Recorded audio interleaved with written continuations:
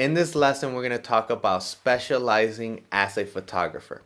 When you're a photographer, you get asked to shoot a little bit of everything.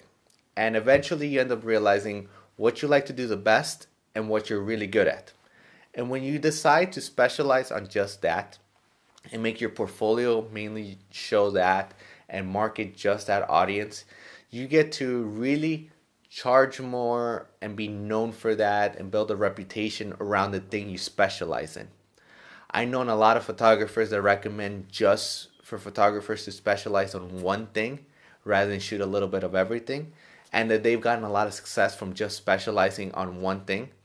I myself, as a photographer, have decided to specialize in fashion photography and focus on shooting with models. And because of that, I get to build my name and what I do based on saying I'm an expert in that category of photography.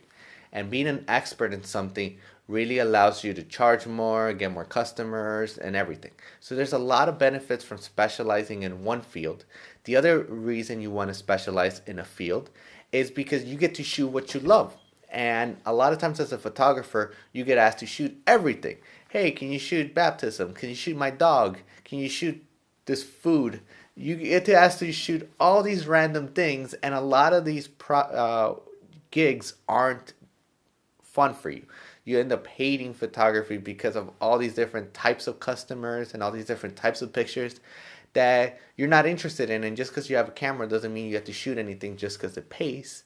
And specializing in something that you love and you have good experience doing allows you to always be shooting what you love and actually feel like you love photography and you love what you do for a living.